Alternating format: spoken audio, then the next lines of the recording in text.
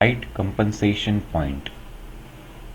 Now, in the absence of light, there is no photosynthetic carbon assimilation. And because of the fact that there is no photosynthetic carbon assimilation, the carbon dioxide is given off by plants because of respiration. Now, in the presence of light, the carbon assimilation starts. Okay, so when there is no light, there is no photosynthetic carbon assimilation, and in the presence of light, there is carbon assimilation. Now, as the light intensity increases, the rate of carbon assimilation also increases. Now, this rate of carbon assimilation increases up to that point at which it is equal to the rate of carbon dioxide released by the process of respiration.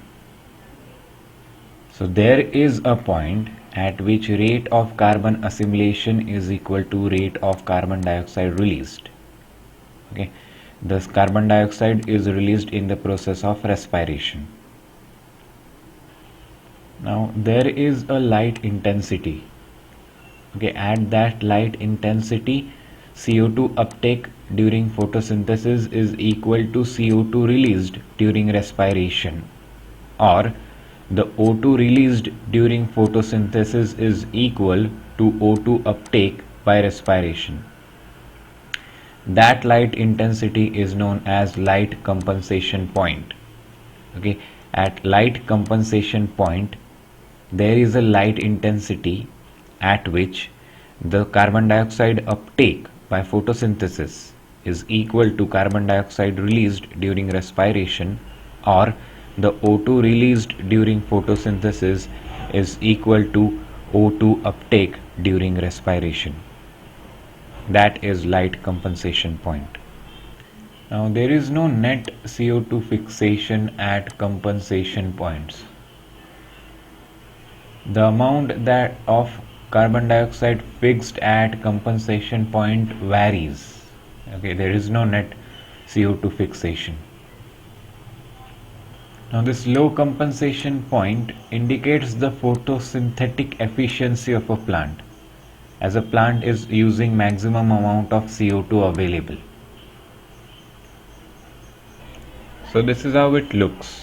Okay, this is the light compensation point that we are talking about. Now let's see the diagram in detail. Okay, here there is light intensity and here there is CO2 exchange. Okay, now in this region the rate of photosynthesis is smaller than rate of respiration, and that is the reason why CO2 is coming out of the system.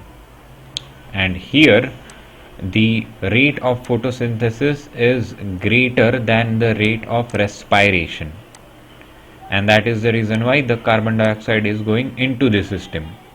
And at this point, okay, the rate of photosynthesis and rate of respiration is equal, and that is the reason why CO2 exchange value is 0. It doesn't mean that CO2 is not coming in and CO2 is not going out. It simply means that the rate at which the CO2 is coming inside the system is equal to the rate at which it is leaving the system, and that is your light compensation point. Now at a particular CO2 concentration, the CO2 fixed by photosynthesis is equal to CO2 released by respiration. Okay, that CO2 concentration is known as CO2 compensation point. CO2 compensation point is that value of CO2 concentration at which the carbon dioxide fixed, the amount of carbon dioxide fixed by photosynthesis is equal to the amount of carbon dioxide released due to respiration. Now at this CO2 compensation point, the net efflux of CO2 from plants is 0. Okay, so this at CO2 compensation point, the net efflux of CO2 from the plant is 0. Now this CO2 compensation point reflects a balance between photosynthesis and respiration. And this CO2 compensation point reflects the balance between photosynthesis and respiration as a function of CO2 concentration.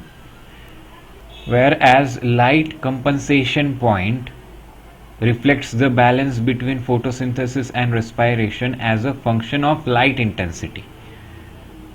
Okay, CO2 compensation point reflects the balance as a function of CO2 concentration, whereas this light compensation point reflects the balance as a function of light intensity. For C3 plants, the CO2 compensation point is 30 to 70 ppm at 25 degrees Celsius. Okay, if the CO2 concentration is between this value, then it means that the rate of fixation of carbon dioxide would be equal to rate of release of carbon dioxide if the value is between this 30 to 70 ppm at 25 degrees Celsius for C3 plants. Now in case of C4 plants, the CO2 compensation point is much lower. Okay, it can be 10 or less than 10 ppm. Okay, so C3 plants have a CO2 compensation point of 30 to 70 ppm, but this C4 plants have the CO2 compensation point less than or equal to 10 ppm. Okay, the value of the CO2 compensation point in C4 plants is much lower. Now the question is why these C4 plants have a much lower CO2 compensation point. What is the reason? The thing is that C4 plants have CO2 concentrating mechanism, and that is the reason why this in C4 plants the CO2 compensation point is much lower as compared to C3 plants.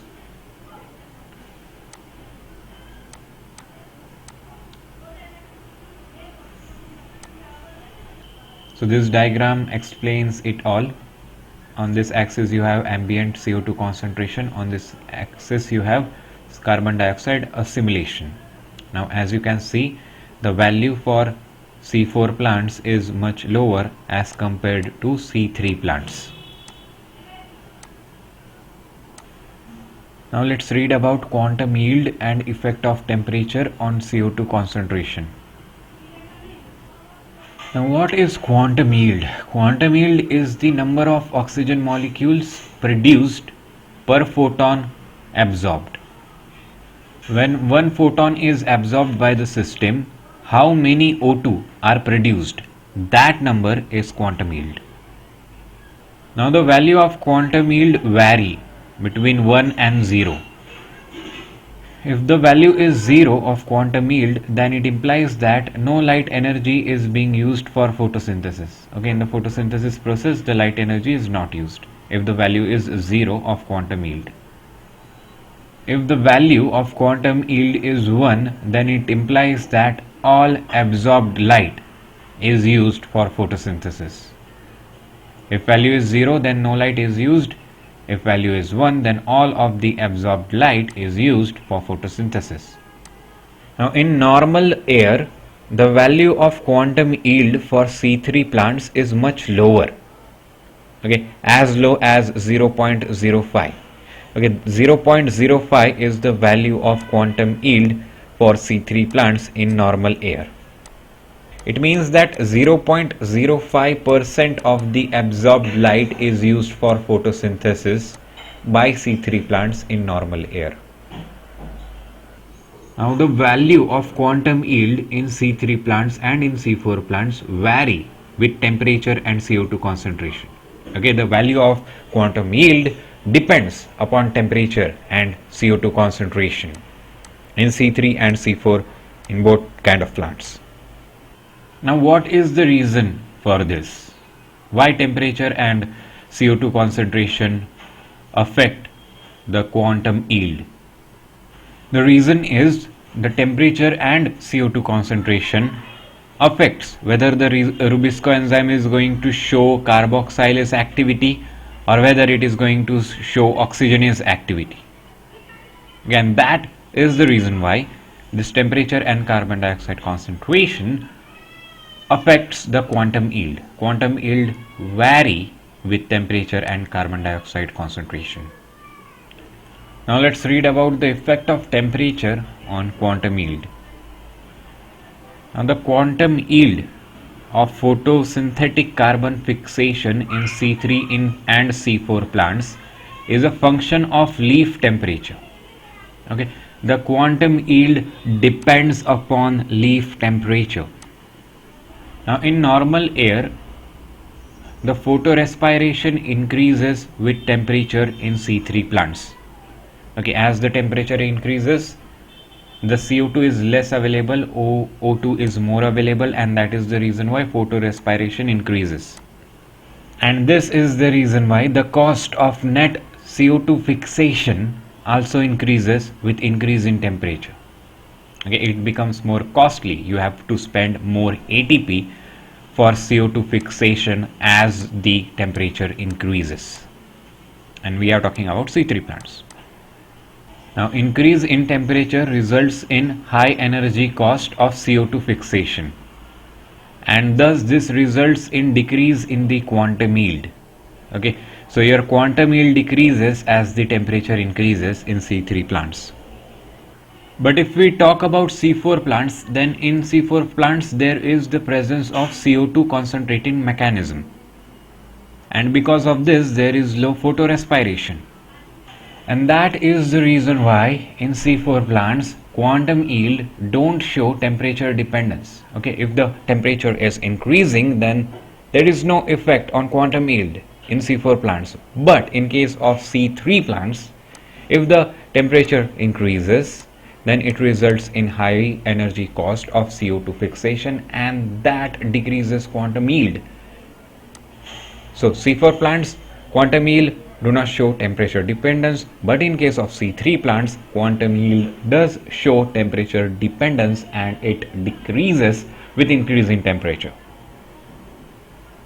Now let's see what happens at lower temperatures. Okay, temperature below than 30 degrees Celsius. At lower temperatures below than 30 degrees Celsius, the C3 plants have comparatively higher quantum yield as compared to C4 plants, and the C4 plants have lower quantum yield as compared to C3 plants. That is how it is. But if the temperature is higher than 30 degrees Celsius, then C3 plants have a lower quantum yield and C4 plants have a higher quantum yield. So it depends upon temperature. That's all. And that is the reason why the C4 plants are found in the places where the temperature is higher than 30 degrees Celsius. And C3 plants are found in those places where the temperature is lower than 30 degrees Celsius. That is how evolution works.